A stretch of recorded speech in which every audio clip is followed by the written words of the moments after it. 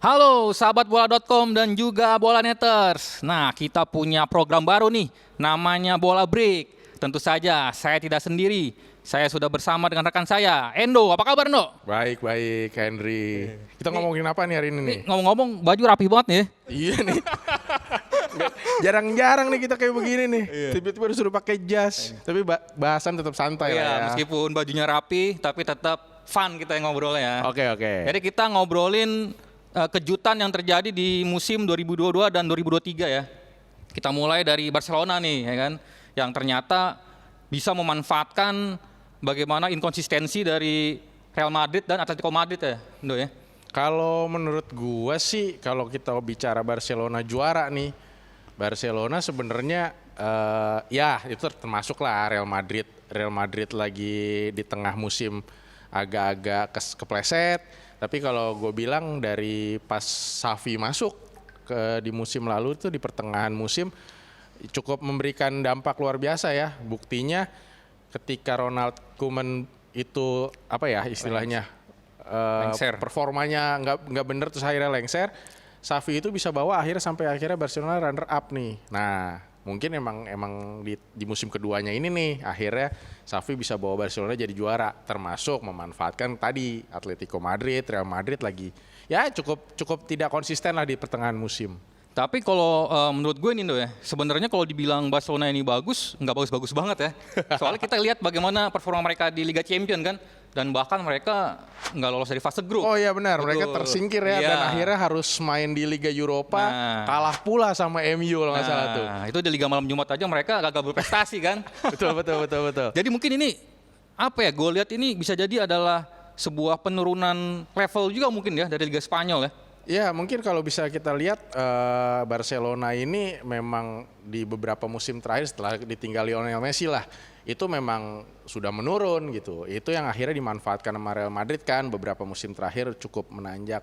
Tapi ya tadi seperti gue bilang, ketika Xavi datang, ya Xavi ini kan punya DNA Barcelona, harus diakuin itu. Sehingga ketika dia datang, dia tahu oh ketika nggak ada Messi harus gimana nih. Akhirnya dia bawa nih tim jadi runner up musim lalu dan akhirnya di musim ini ya cukup konsisten lah walaupun ya akhirnya sempat kalah sama Real Madrid, sempat kalah sama Atletico, tapi akhirnya ya tetap bisa jadi juara di akhir musim. Oh ya, jangan lupain juga faktor Robert Lewandowski. Wah betul banget tuh. Itu kan? sampai gue bikin tulisan soal Robert Lewandowski. Dia pindah ke Barcelona akhirnya juara lagi. Gila nih, ini pemain gila banget. 12 kali juara 13 tahun terakhir. Dia cuman gagal juara sekali doang kan di liga. Itu waktu di Bayern Munchen. Dari Lech Poznan dia juara, Borussia Dortmund dia juara, Bayern Munchen dia juara walaupun ya tadi sekali meleset. Pindah ke Barcelona juara lagi langsung.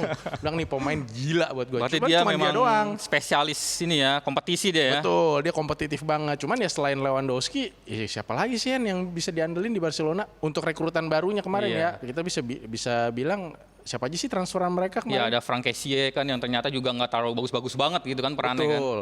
Terus Rafinha juga nggak ya bisa dibilang nggak terlalu menonjol. Memang faktornya benar kata lu tadi. Robert Lewandowski ini gila banget.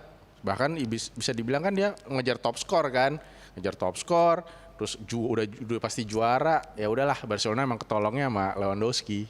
Nah, itu tadi Liga Spanyol. Sekarang kita geser ke Liga Italia nih yang menurut gua sangat-sangat mengejutkan ya karena keluar seorang tim yang sudah lama tidak menjadi juara nih, ya kan? Iya, Napoli.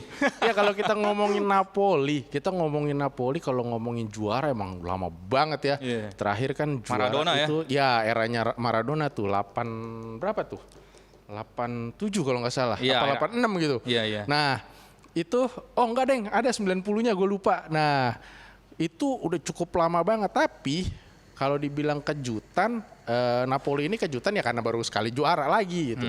Sebenarnya dalam 10 tahun terakhir nih Napoli sebenarnya bersaing banget di papan atas ya. Dia itu ada sekitar 4 kali jadi runner up termasuk ya berapa tahun lalu ya. Itu selalu jadi runner up lah dalam 10 tahun terakhir. Walaupun sempat juga di posisi 7, posisi 5 dan ini adalah puncak nih dari 4 musim terakhir. 4 musim yang lalu peringkat 7. 3 musim lalu peringkat 5, musim lalu peringkat 3 dan sekarang akhirnya juara dan memang ini yang dinantikan sama pendukung Napoli ya, udah lama banget gak juara, 10 tahun terakhir sering banget jadi runner up. Tapi ya itu, ibarat kata PHP terus Napoli nih. Kapan nih masa Milan atau Juventus terus yang juara, akhirnya kali ini juara. Tapi kalau dibilang kejutan ya lumayan lah, cukup mengejutkan. Dan gue mau nambahin adalah bagaimana penurunan performa juga ya dari duo Milan kan, AC Milan dan Inter Milan yang 2 musim terakhir bergantian Scudetto kan. Betul, dan ternyata betul. musim ini ya bisa dibilang performanya jauh menurun ya, meskipun di Liga Champions mereka bisa berbicara jauh, bahkan Inter Milan bisa sampai ke final kan. Tapi performa mereka di Serie A seperti berada di bawah Napoli gitu kan. Dan yang mengagetkan dari Napoli ini adalah masuknya beberapa pemain ya di bursa transfer yang ternyata bisa mengangkat performa tim. Salah satunya yang namanya susah nih, coba lu yang ngomong deh. Kefarat Svisa, siapa tuh tadi? Kefarat Svisa. Kefarat Stella ya. Iya itu. Ya, dia itu melengkapi banget tuh si Osimhen di musim ini. Ibaratnya musim lalu Osimhen tuh sekitar 14 gol di liga. Nah, akhirnya dengan masuknya si ke Siva tadi, gua lihat dulu ya biar nggak salah nih bacanya. Kefarat Stella. Iya, Kefarat Stella. Kefarat Stella ini masuk itu cukup membantu Osimhen, nggak cuma cetak gol, dia juga jago bikin assist, Hen. Akhirnya Osimhen ini jadi menggila. Napoli jadi tim yang paling produktif di Serie A musim ini. Minim kebobolan juga, Kalidou Koulibaly mau ke Chelsea serah deh istilahnya kayak gitu. Napoli tetap pertahanannya bagus, dan memang tadi duo Milan ini kayaknya terlalu fokus sama Liga Champions kali ya. Akhirnya di Serie A ya udah performanya biasa aja. Juventus juga kena sial. Sampai akhirnya harus pengurangan poin, dapat poin lagi, kurangin lagi, udah PHP habis deh. Lazio juga cukup mengancam ya, kemarin sempat mengancam, tapi pada akhirnya di akhir-akhir juga boncos juga tuh. AS Roma gimana AS Roma? Aduh. AS Roma kayaknya bagus di Liga Eropa. Oh iya, tapi final ya. Final ya. Kita kayaknya 2 musim terakhir AS Roma tuh memang harus dipertimbangkan di Eropa ya. Musim lalu gimana? Musim lalu juara Conference League. Ya, musim ini? Tahun ini Europa League. Amin. Nah, musim depan Liga Champions kayaknya. Semoga ya, semoga juara Liga Eropa musim ini. Musim depan Liga Champions apa? Liga UCL kan musim lalu Conference League, musim ini Europa League, musim depan Champions League. Mudah-mudahan. Tapi lolos ya AS Roma ya? Kalau juara Liga Eropa, kalau juara. Itu yang paling penting kalau juara. Iya. Ya itu tadi. Jadi Osimhen sama rekannya yang baru itu bisa membuat duet yang sangat bagus sampai akhirnya Napoli ini nggak kekejar, jaraknya sangat jauh, bahkan Lazio aja sempat susah kan mengejar, sampai akhirnya ya kita ngomongin peringkat 3 peringkat 4 kayak duo Milan juga akhirnya nggak akan bisa ngejar Napoli. Jadi gue bilang tadi ya kejutannya di situ, di musim ini tadi bursa transfernya bagus, kemudian konsistensi dari awal musim juga bagus banget. Dan tadi ngomongin AS Roma, dan Jose Mourinho ini punya quote menarik nih soal Napoli. Oh, apa tuh? Jadi di akhir Januari jelang pertemuan AS Roma sama Napoli, Doi udah ngasih selamat buat Napoli. Oh iya? Iya betul, dan itu saat itu padahal selisih Napoli dari AC Milan itu masih 10 poin. Tapi Jose Mourinho udah ngucapin selamat Napoli, udah Scudetto kata dia gitu. Kapan itu? Awal tahun? Akhir Januari ya. Buset deh. Itu jelang pertemuan Napoli dan AS Roma. Ya ini seperti mungkin awalnya sebuah seperti ini ya, kayak apa ya, psy-war juga ya kali ya. Iya. Seperti membuat Napoli terlena apa gimana. Tapi ternyata akhir musim ini benar-benar tercapai kan. Dan 5 pekan sebelum habis mereka sudah mengunci Scudetto. Dan ini yang keren tuh buat Napoli adalah Diego Maradona nih setelah meninggal ngelihat timnas Argentina juara. Iya. Disusul Napoli juara, disusul timnas Indonesia masih games. Ini bagus banget. Kita kalau ngomongin timnas ya itu memang faktornya kemarin cocok loginya kayak gitu ya. Tapi benar di terakhir kali Napoli juara itu adalah setelah timnas Argentina juara Piala Dunia 1986.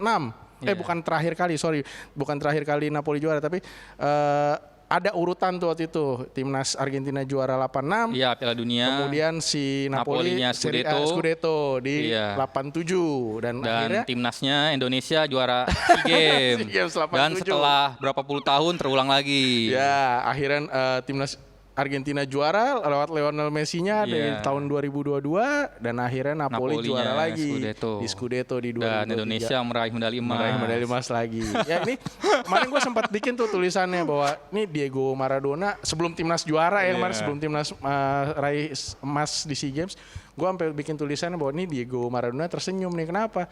Gila, dulu dia bawa Argentina juara dunia, kemudian dia bawa Napoli Scudetto, dan sekarang dia dari surga sana. Oh iya, senyum ya. Iya, senyum dia ngelihat Lionel Messi bawa timnas Argentina juara, Napoli habis itu juara juga. Keren banget, sumpah keren. Dan Scudetto Napoli ini juga sebuah pencapaian luar biasa buat Luciano Spalletti. Oh, kenapa tuh? Nah, Spalletti ini identik dengan pelatih spesialis runner up sebenarnya.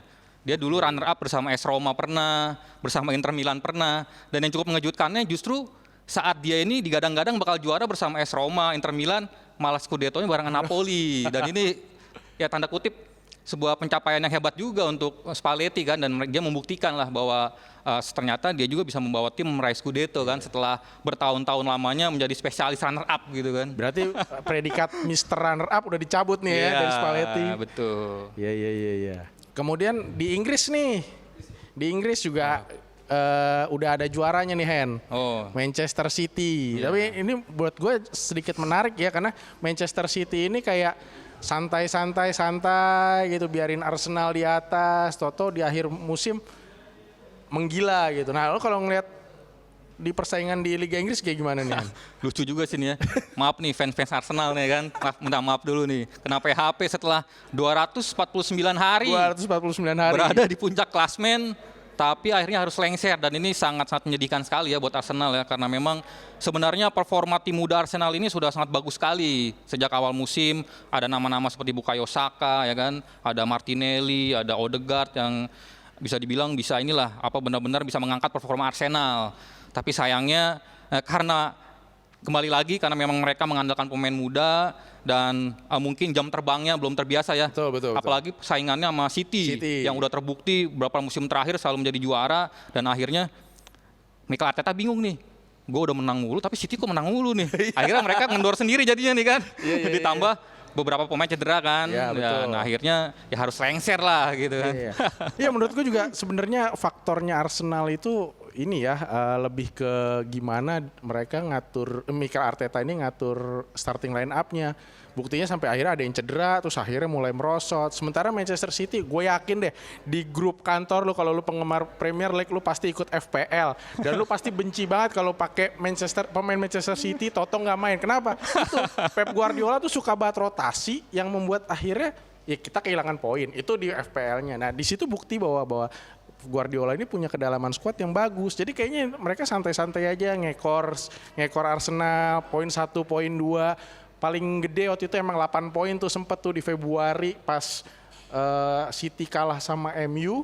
Terus Arsenalnya menang lawan Tottenham tuh, itu sempet 8 poin. Tapi pada akhirnya ya City menang terus, Arsenal menang.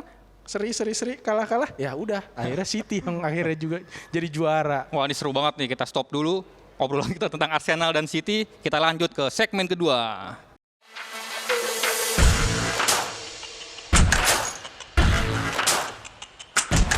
Ya, Sobat Bola.com dan Bolaneters, kita kembali lagi ke segmen kedua. Tadi kita udah bahas sedikit nih soal Arsenal yang gagal juara, kesalip sama Manchester City di pekan-pekan akhir. Nah, kita di segmen ini khusus bahas Arsenal yang memang gagal juara setelah digadang-gadang dari pertengahan musim akan jadi juara. Nah, pertanyaan pertama gue nih, Hen, apa sih yang terjadi sama Arsenal sebenarnya? Ya, kalau kita bicara di akhir musim memang ada titik balik ya dari Arsenal, yaitu di pekan ke-30. Dan saat itu mereka menghadapi Liverpool ya. Dan ini nahasnya mereka sudah unggul 2-0, terus kena comeback sama ya kan? Akhirnya imbang, dan di pertandingan berikutnya nggak cuma Liverpool ya. hal sama terulang lagi. Kali ini lawannya West Ham. Udah menang 2-0, dibalik juga 2-2, imbang juga. Nah, ini yang paling parah. Lawan tim Southampton, tim yang terancam degradasi kan. Iya. Skornya sama juga 3-3. Nah, setelah 3 pertandingan berturut-turut imbang ini, mereka menghadapi kompetitor langsung Man City dan disikat lagi 1-4. Kalah 1-4. Iya, betul. Dan disinilah mental dari anak asuh Mikel Arteta ini mulai menurun drastis lah di situ. Dan kalau menurut lu apakah memang Mikel Arteta ini sepertinya emang belum siap ya membawa Arsenal ini bisa bersaing juara di Liga Inggris ini? Iya, iya. Kalau ngomongin Mikel Arteta sama Pep Guardiola ini seru ya. Ibaratnya nih banyak yang bilang ini guru dan murid, ya kan. Pep Guardiola gurunya, Mikel Arteta muridnya, karena pernah bareng-bareng kan di Manchester City kan. Mikel Arteta pernah jadi asistennya Pep Guardiola. Ya bisa dibilang kayak, nih Arteta udah mau juara nih, tapi kayak nggak enak sama guru, ampun guru, akhirnya menyerahkan ini. Tapi enggak sih, sebenarnya memang ya tadi balik lagi Arsenal ini banyak faktor yang membuat dia akhirnya terpleset kayak lu bilang tadi, ketika lawan Liverpool udah menang 2-0 terus kena comeback, lawan West Ham udah menang 2-0 kena comeback, plus lagi. Bukayo Saka di pertandingan itu gagal penalti. Iya itu bener tuh. Itu kan itu ibaratnya mentalnya Arsenal kacau abis itu gitu. Soalnya gue nonton Bukayo Saka masuk ke tim FPL gue. Gitu. Wah itu gagal penalti itu jong banget gue tuh. Nah, dari situ aja udah kelihatan. Ini Bukayo Saka ini biasanya kan bagus mainnya. Kenapa betul. Nih? Nah ini menurut gue, dan juga nih gue sadur juga nih dari legendanya Arsenal langsung, Tony Adams. Nih Arsenal nih katanya kehabisan bensin. Terlalu sering mainin Bukayo Saka, terlalu sering mainin Gabriel Martinelli. Betul. Sementara dia sebenarnya punya Emil kan, Emil Smith Rowe, yang memang sempat cedera, tapi abis itu kok kayak nggak dimainin, nggak dikasih kesempatan buat main. Ini yang jadi perkara. Ketika Manchester City punya kedalaman skuad yang bagus untuk gonta-ganti pemain di setiap pertandingan dan tetap menang, Arsenal ini kayaknya ngandelinnya itu aja akhirnya ya udah bensinnya habis, pemainnya mungkin lelah, akhirnya drop gitu loh, dan akhirnya ya udah seri kena comeback. Sekarang kita bisa bilang Aaron Ramsdale di berapa musim lalu sempat keren, save-nya banyak, bagus-bagus. Di musim ini kok kebobolannya kayak gitu, udah bawa timnya unggul dia kebobolan, pertahanannya jadi berantakan. Itu sih. Cuman menurut lu emang pas lawan Liverpool nih titik di mana Arsenal kehilangan momentum untuk juara? Ya bisa dibilang seperti itu, karena memang dua pertandingan berturut-turut kan saat itu kan, mereka kena comeback dan itu tentu mental pemainnya kena semua nih.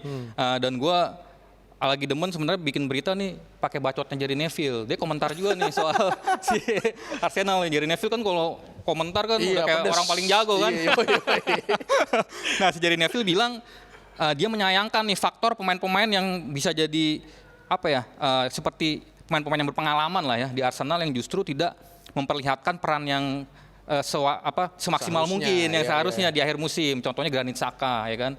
Betul kan, yang gimana mereka sebenarnya di lini tengah nih dia paling senior kan, Granit Xhaka, tapi ternyata di fase-fase krusial perannya tidak terlihat ya kan. Dan Martin Odegaard juga kan sebagai kapten, ya bisa dibilang Odegaard ini kapten tapi usianya pun belum terlalu matang gitu kan. Itu yang jadi gue pikirin juga. Ini Odegaard sebenarnya udah cocok belum sih jadi kapten gitu loh. Karena usianya muda nih ya, namanya kapten bisa lah, Asnawi aja bisa jadi kapten di timnas. Cuman untuk tim sekelas Arsenal yang ibaratnya punya fans luar biasa, terus tim dengan sejarah luar biasa, emang udah cocok ya si Odegaard ini untuk jadi kapten? Itu pertanyaan gue sebenarnya. Betul.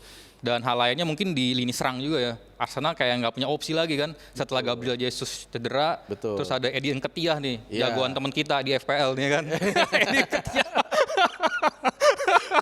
ternyata juga tidak memberikan peran yang maksimal. Kalau di City mereka tidak punya Erling Haaland, atau Mahrez, di cadangan masih ada Julian Alvarez, ya kan, masih ada Jack Grealish ya kan. Dan nggak cuma di lini depan doang loh, kalau Manchester City kita ngomongin Kevin De Bruyne, Ilkay Gundogan, itu semua bisa nyetak gol. Akhirnya memang ya City memang bisa dibilang punya banyak sumber daya yang sangat bagus untuk memecahkan kesulitan mereka kan sebenarnya. Tapi kalau ngomongin soal tadi lu bilang pertandingan lawan Liverpool itu jadi titik balik Arsenal akhirnya ini. Kalau menurut gua ya sebenarnya itu harusnya bisa dimanfaatin sama Arsenal loh. Arsenal seri nih 3 kali, terus kemudian kalah nih sama Manchester City, rolling dong, Manchester City naik, si Arsenalnya di bawah. Itu harusnya kan dia udah ini ya, nothing tulus ya, ibaratnya udah lu penting tinggal menang, lu berharap Manchester City kalah. Ya kok di 2 pertandingan tuh lawan Brighton sama lawan Nottingham Forest. Ini 2 tim yang sebenarnya lo harusnya bisa menang, Arsenal gitu loh. Tapi malah akhirnya kalah, dan akhirnya City ibarat kata lagi nunggu besok lawan Chelsea, gue harus menang nih buat juara nih. Lagi siap-siap lah, gue udah juara. Itu aneh banget cuy, sumpah. Dan itu 1 hari sebelum pertandingan Guardiola udah ngomong loh, gue nggak mau, gue ngarepin Nottingham Forest menang. Tapi ternyata malah menang. Iya. Itu asli, itu kocak banget. Nah, ya kayaknya cukup sekian ya obrolan kita. Padahal masih seru ya. Sebenarnya seru banget. Cuman ya udah karena waktu yang memang kurang mendukung, kita bisa ketemu di episode selanjutnya. Nah, terima kasih udah menyaksikan Bola Break di episode yang kali ini. Jangan lupa juga untuk mengikuti rangkaian acara ulang tahun bola.com yang ke-8 yang nanti puncaknya akan ada nonton bareng final Liga Champions nih Hen. Tempatnya masih rahasia ya. Oh iya, tempatnya masih rahasia. Kalau tanggalnya udah jelas dong ya. Kan UEFA yang nentuin. Nah, selain itu baca juga terus dan tonton terus bola.com. Saya Grendo Pradikdo dan rekan saya Hendry Wibowo. Pamit, sampai jumpa.